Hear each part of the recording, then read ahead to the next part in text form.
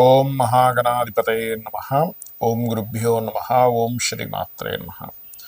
అరుణాం కరుణాతరంగితాక్షీం ధృతపాశాంకుశపుష్పబాణచాపాం అనిమాదిభిరావృతాం మయూకైః అహమిత్యేవ విభావయే భవానీం. శ్రీమాత్రే నమః.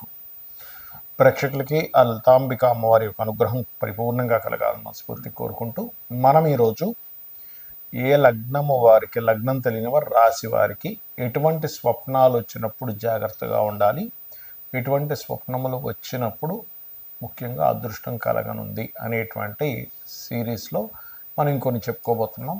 అయితే ఇక్కడ ప్రధానంగా స్వప్నానికి కొన్ని రూల్స్ ఉన్నాయి, రెగ్యులేషన్స్ ఉన్నాయి, మనకి స్వప్నశాస్త్రంలో చెప్పడం జరిగింది. అయితే దీని గురించి నేను మీకు ఎండింగ్లో చెప్తాను. సో వీడియో ఎండింగ్ వరకు చూడండి. స్వప్నం అనేటువంటిది ఏంటంటే ఒక దేవత స్వప్నంలోకి వస్తుంది, లేకపోతే మనకి ఇన్సిడెంట్ స్వప్నంలోకి వస్తాయి. అలాగే మన పితృదేవతల స్వప్నంలోకి వస్తుంది. అంటే అది ఒక యాక్సిస్ ఉంది, మనకి ఎవరైనా రావడానికి యాక్సిస్ ఉంది. కాకపోతే దీనివల్ల మనం ఏం తెలుసుకోవచ్చు, ముందుగా మనం ఆ స్వప్నం ద్వారా దాన్ని డీకోడ్ చేసుకొని ఒక నిర్ణయం తీసుకుంటున్నాం, ఒక పని చేస్తున్నాం, అది ఎంతవరకు కరెక్ట్ అనేటువంటిది మనకి స్వప్నశాస్త్రం చెప్తుంది. ఒక్కొక్క లగ్నం వారిది మనం తెలుసుకుందాం. మకరం వారి కనుక చూసుకున్నట్లయితే శుభ స్వప్నాలు ఏమిటి? మీకు అమ్మవారు స్వప్నంలోకి రావడం, లేదా విష్ణువు స్వప్నంలోకి రావడం, అలానే శివుడు రాకూడదని కదా నా ఉద్దేశం. ఎక్కువ పాజిటివ్స్ చూపిస్తున్నాయి ఇక్కడ.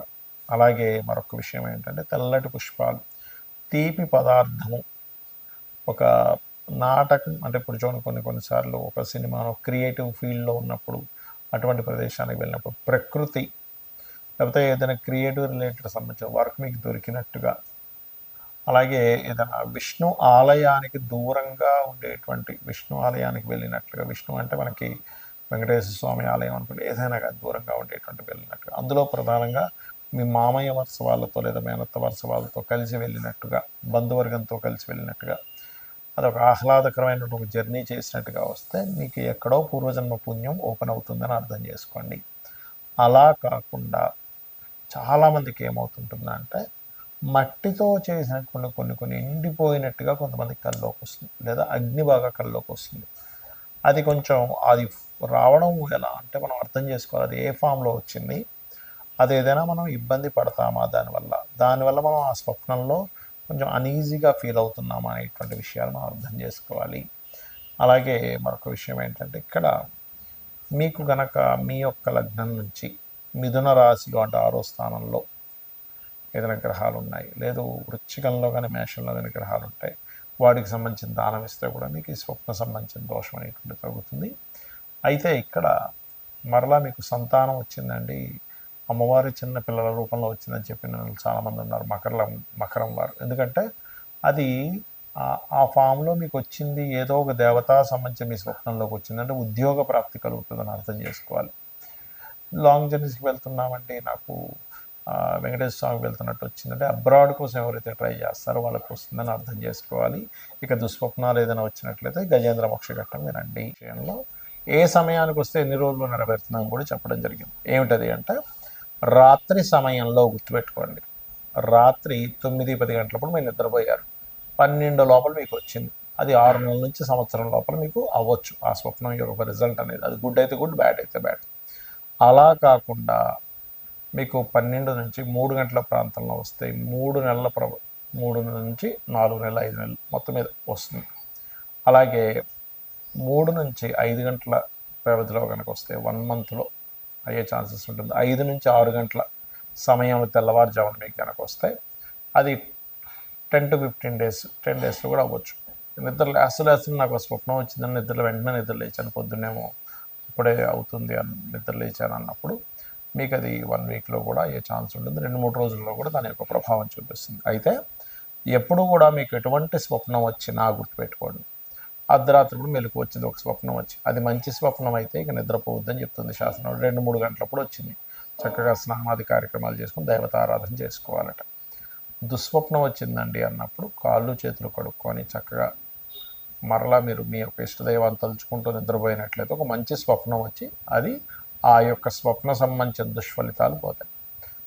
అలాగే చాలామంది తెలియక ఉదయం నిద్రలేచిన వెంటనే వాళ్ళ స్వప్నం గురించి వివరిస్తారు. అలా వివరించొద్దు అని చెప్తుంది శాస్త్రం. నిద్రలేచి చక్కగా మీ కాలకృత్యాలు తీర్చుకొని మీ యొక్క నిత్య దైనందిక కర్మలు ఏవైతే నిత్య ధ్యానము ఓ మన సంధ్యావందనము లేనట్లయితే నిత్య పంచోపచార పూజలు లాంటివి అవి కంప్లీట్ చేసుకొని చక్కగా ఆలయానికి వెళ్ళొచ్చి మధ్యాహ్నం భోజనం తర్వాత చెప్పాలి అని చెప్తుంది శాస్త్రం. అలాగే మీకు ఎటువంటి స్వప్నం వచ్చినా దాని నుంచి మీకు మంచి ఫలితమే రావాలి అంటే మీరు చేయవలసినటువంటిది ప్రధానంగా గజేంద్ర మోక్ష ఘట్టము చదవడం కానీ, త్రిజట స్వప్న వృత్తాంతం వినడం కానీ, చదవడం కానీ వినడం కానీ చేయొచ్చు. అలాగే ఒక నామస్మరణ రాముడిది కానీ కృష్ణుడిది నామస్మరణ చేయడం కానీ లేకపోతే రామాయణ మహాభారతం లాంటివి వినడం కానీ చేసినట్లయితే 100% ఈ యొక్క దుస్వప్న సంబంధించినటువంటి ఫలితం తొలగిపోతుంది, గుర్తుపెట్టుకోండి. అలాగే ఇక్కడ ఏంటంటే ఏ స్వప్నం వచ్చినా కూడా అది ఎలాంటి ఫామ్లో వచ్చిందని గుర్తుపెట్టుకోవాలి. అంటే అలాగా మనకి స్వప్నం సర్పాలే వచ్చాయి, సర్పం కాటేసినట్టుకు వస్తే మంచిది అంటారు కానీ చుట్టేసినట్టుకు వస్తే మంచిది కాదు. ఇప్పుడు గోవు స్వప్నంలోకి వచ్చిందండి అంటే గోవు చక్కగా నిలబడిందండి, తెల్లగా ఉంది, నేను ఆ గోవుకి నేను నమస్కరించుకున్నాను, చాలా మంచిది. అది మిమ్మల్ని పొడుస్తున్నట్టు వచ్చింది, గోవైనా కూడా మిమ్మల్ని ఎటువంటి యాక్షన్ ఉంది అందులో అది చూడాలి.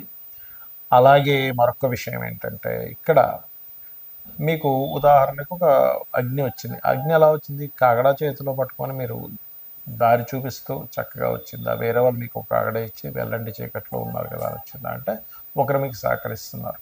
స్వప్నాన్ని ఎప్పుడు కూడా అది ఆ ఫీల్ ఎలా ఉంది మీకు స్వప్నం వచ్చినప్పుడు, అది ఎటువంటి పదార్థాలతో వచ్చింది అనేటువంటిది ప్రతి స్వప్నానికి కూడా ఒక డీకోడింగ్ లాగా మీకు ముందుగా ఫ్యూచర్ చెప్పేలాగా ఉంటుంది. ఎందుకంటే చాలామందికి చూడండి కొన్ని ప్రదేశాల్లో మనం నలుగురితో కూర్చున్నప్పుడు ఇదంతా నాకు ఆల్రెడీ ఒకసారి కల్లోకి వచ్చిందంట. ఎలా వచ్చింది మరి?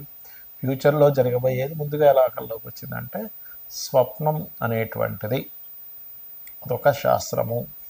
దాన్ని బృహస్పతి కూడా రచించాడు, దాని గురించి అనేకమైనటువంటి వాటిలో ఉంది. కాబట్టి ఇది మూఢనమ్మకంగా తీసుకుంటే మీరు ఇందాక నేను చెప్పాను కొన్ని విషయాలు ఆల్రెడీ చూసిందే వచ్చిందండి దాన్ని తీసుకోకండి.